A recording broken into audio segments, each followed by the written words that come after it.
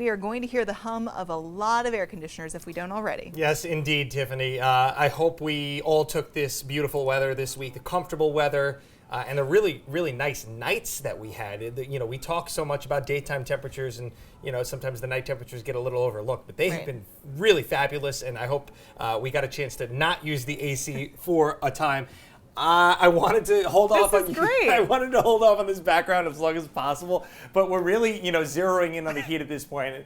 A lot of melted ice cream next week as well. A shower or storm possible tomorrow afternoon and evening, paving the way for the gorgeous Father's Day weekend that we've been telling you all about. And then all attention goes to that incoming heat wave for next week. There will be 90-degree temperatures widespread, likely a heat wave. Again, by the book, it's 3 days of 90 degrees or higher. But again, if you're at 89 3 days in a row with all the high humidity, are you going to say, no, that wasn't a heat wave? I don't think so. The higher humidity is really going to be the big issue here, because then we're talking about heat indices could be getting close to triple digits, and I would expect that we'll see some heat advisories across the area next week. As we look outside right now, it's a really gorgeous day out there. Yes, the humidity is a little higher, the temperature is a little warmer, but I still really am enjoying today. It's tomorrow where the humidity starts to get a little bit too uncomfortable, and it's in approach of the advancing cold front that you see right here.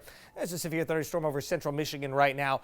There will be some strong storms further inland. The threat is diminishing a little bit for our area. Still going to have to keep an eye on those really past 4 o'clock when that main line comes through. There could be a little bit of pop-up shower activity out before that. We still have the, again, mostly level 1 out of 5 threat for the area from the SPC. As we break down the storm risks, I think really the best chance is for downpours, and some of those to include some thunder and lightning as well. The wind gusts percentages are on the lower side, and the hail percentages really downgraded a little bit more as we approach our area. But again, it is going to be turning very humid tomorrow, and depending on the degree of sunshine that we get during the day, that could also help to fuel those storms a little bit. So again, we're going to keep a close eye on it. Again, they look really angry here across parts of the Hudson Valley, New York, and central and western Mass, even parts of northern Connecticut as well. You're going to kind of watch how they sort of fizzle out as they reach our area. And a lot of that, I think, is because we have a storm that's offshore, and a lot of that will be sucking some of the energy from that cold front.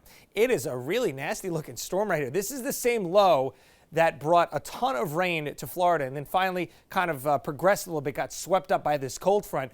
So you can see how much rain it's producing offshore. This could have been a Saturday killer if this were, say, 200, 300 miles further to the west. But fortunately, we've got incoming dry air mass. The humidity gets wiped away with the cold front, and the sunshine will be coming in. Beautiful Saturday, and really, I think Sunday may be the pick here for Father's Day. What more could you ask as far as that forecast is concerned? Then again, the jet stream starts to lift. We'll start that warming trend coming up on Monday. It's still not all that bad. We'll be close to 80 degrees. Tuesday is when it really starts to, kick into gear, so to speak here. 84 on Tuesday.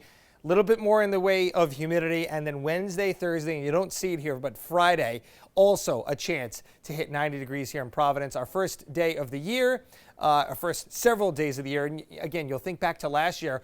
If you remember, we did not hit our first 90-degree day, Tiffany, until September 7th. And yes, that was sort of an outlier, but just pretty wild here. And so this is going to make us think that we're getting this early, but it's actually not. Our average first 90-degree day is June 11th, which was the other day. So this is pretty much right on par for, the week leading up to summer, which it is. Again, summer is starting late next week as well.